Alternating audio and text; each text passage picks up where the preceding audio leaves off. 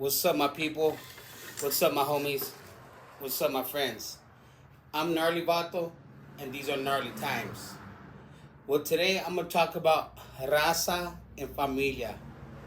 And I want to talk about my family and elaborate on the different kinds of, of Mexicans slash Chicanos in America. Excuse the background. Well, my family historically has came from Texas, from what I've got to understand, close to the border. And on my mom's side, my grandpa, he was Tejano, right? They were all from Texas, both parents on both my parents' side. And well, my grandpa, they say my mom's dad's family used to live so close to the border on the Rio Grande that when the river flooded, their house, when the Rio got a lot of water, their house would flood, you know? And they said my grandpa was, they're tough. But that's why when I think of Texas, I think of my grandparents, because my grandma always had "Don't mess with Texas" sticker, as long as I remember, on her car, and then on the refrigerator. And shoot over your back, see your family, and well, and then my grandpa, he's from Pearsall, Texas, He was, I guess, one of 13 brothers and sisters. And he's like one of the only ones that came to California. And I think they came like in the early 50s or something, My dad, he was born in Tulare. I was born in Exeter. My mom was born in Tulare also. Well, anyways, what I want to talk about is my families came here. They followed the fruits and vegetables. On my mom's side, they used to go all the way to Oregon, Washington, pick apples and cherries. Yuba City, up north. All the way during the summer. My mom said that's all they remember is summer, working during the summer, and I love both my grandpas. Then my other grandpa, where I get my last name from, he was older when I was born, probably late 60s, and it was kind of, he was quiet, he marched with Chavez, and that's what him and my aunt, they marched all the way. This is where they welcomed him to Porterville. This one's my grandma right here, if I'm correct, and then my grandpa's right here. Yeah, so that's my grandparents' side, my last name, and that's why I believe that when I grew up, my grandpa used to sell watermelons at the back of his truck. I guess he was ready retired, and he talked perfect English and perfect Spanish. It was crazy, I don't remember him yelling at me. Maybe saying, "God, my dad, cabrón," He was going to church. He took me to church. That's where I always, I believe God took care of me, because they prayed for me. Not only that, I prayed for myself too, but I always thought, I love both my grandpa. That's why when I got out of YA the first time, my mom's granddad died. I was on the monitor for 90 days, and he died 3 days before I got off the monitor. And I was supposed to help him, and it just hurt so bad. I was sad, man. I had no role model, Then at the end of the year, that was February. Then at the end of the year, December, my other grandpa died. The same year, And that was crazy too. So it's been over 20 years. 1998 they died. So it really hurt me that year, But it was still a blessing because I still had my daughter. So that was the bright side of all that dark clouds, But so I want to talk about how my grandparents on my mom's side, they had a house for over 40 years. It's still in the family, but we haven't really got too much involved with that. Some little fallout, some words were said. Some resentful words that I wish I didn't say, and I'm sure a bunch of other family members. But what people don't realize is when we hold something dear, so dear in our heart, that's a memory to our relatives, our family. It just hurts us, and there's no other way to explain it to people without lashing out. Besides physically, you don't want to do that. Assault your aunt or your cousin, over some property. So we just have to move on and just fold, count our losses and just do what we got to do, And, well, that kind of inspired me. Well, hold on, let me go back a step further. Then my other grandpa, on my last name side, they own a property right there in off of Newcomb, and by the fire station in Porterville, and it's been a house, has been like family for like 20, maybe 30 years, and now my little cousin, I guess, owns it. My uncle had bought it, and sold it to my cousin. My cousin got to rent it out right now, so that's a blessing to still have that property in the family, whether my cousin owns it or not, But what I'm getting to is all these things our family's been through, toiling in the soil, and working all them sun up, sun down, working hard on the weekends, My grandpa, from my last name side, he used to go to swap meet. I used to go to swap meet when I was young and help because he was older, so I used to help load up all the stuff. And back in the days, he used to ride the back of the truck, so he would he'd be like, hey, find a spot, to go sleep in, because we used to wake up early because we'd go to Tulare. And we stop at the Woodville Labor Camp and pick up his best friend.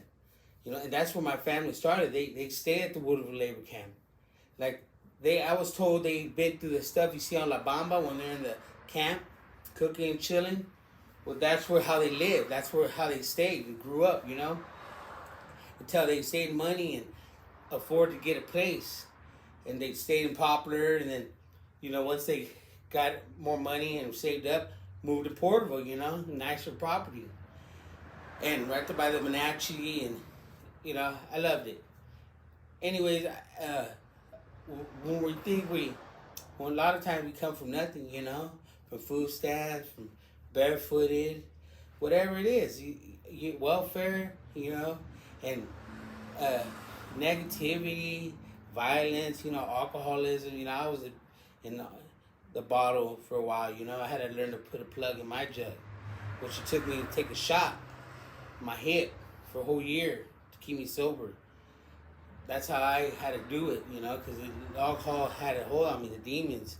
And I think it goes to my family too. My dad was real bad, my uncles prior to me, that's why right before high school, I lost 2 uncles early, then I went to jail, and I lost 2 grandpas, and then I just started losing all kinds of people, other uncles, from cirrhosis of the liver, just a bunch of craziness, but anyways, what I'm getting to is anything's possible. When you think you can't do it, you could do it. I came from nothing. All I am is a tradesman. I used to just steel buildings, metal roofs, frame houses, whatever I do, fencing, siding, remodel, whatever. I do all that now, But what I'm saying is, if you work hard, save your money, maybe you got to stay with somebody to save money. Maybe when you stay with somebody, save money. That's the best opportunity. So when you get out on your own, especially when you're young, no one tells you, hey, save your money. Learn to cook even, And that's why I learned to cook, and because I think about the memories of the old times when I was growing up and missing flavors, so I try to create them, I guess. It's kind of weird, and but what I'm getting to is, I myself am a homeowner, and who would have thought me, a guy who used to eat out the welfare cheese, and I used to be around 20 cousins. I had like 20 cousins that we'd be babysitting my grandma's house, and I just believe you could do anything if you put your mind to it, just stay focused and stay stay off of drugs. Don't let people deter you. Stay away from negative people, even if it is your family. Sometimes our family got nothing good to say. And people, even people who say they got pressure you a lot. Stay away from people like that. But we gotta. It's crazy. We can choose our friends. We can't choose our family members. I just heard that recently. And it's so true. But without your family members, it wouldn't be you. I wouldn't be as tough as I am going through all my struggles and trials. And it made me the person I am and the person I. There's examples I want to be like, and there's examples I don't want to be like. I want to be a better man. I want to teach my son to be a better man. That's why I'm saying we leveled up. They leveled up from coming from Texas. Then they stayed in Arizona. I got families there in Arizona. I'm sure a lot of you guys have family in Texas, Arizona, and then they came and stayed at the little camp, labor camp, worked hard, got another house, like I said, Popular, boom, had a house till they died. Retired and died. But it's like, what I'm getting to is we can't just sit and depend on other people's handouts. Sit and wait for someone to die, get a property, or hey, if I leave you alone, don't take advantage of family members. If they help you out and give you a hand, say, accept it and say thank you, I'll pay you back. Do what you gotta do. Like we even stayed with my mother-in-law for it was 3 months, saved some money to get this house. But she invited us because we moved down the coast and Central Coast, and it's hard, Then you had dogs, and you got to put deposit. It was like $7,000 just to get in a house. Then I moved. Since I live where I live now, with this on the wall, I moved over 15 times, 12 to 15 times. Since my youth. And then my daughter, I think my oldest daughter, she talked about probably like 10 times she remember moving. And it's just horror. I hated it. I hated to work. I didn't like living rent apartments. I didn't like to have my kid there because I'm up in businesses. They're up in my businesses. The best thing about apartments is kids learn and play with kids. You know what I mean? That's about it. Maybe you might find a babysitter. But what I'm saying is we got to build off of what we came from. I'm inspired by my family and what they did.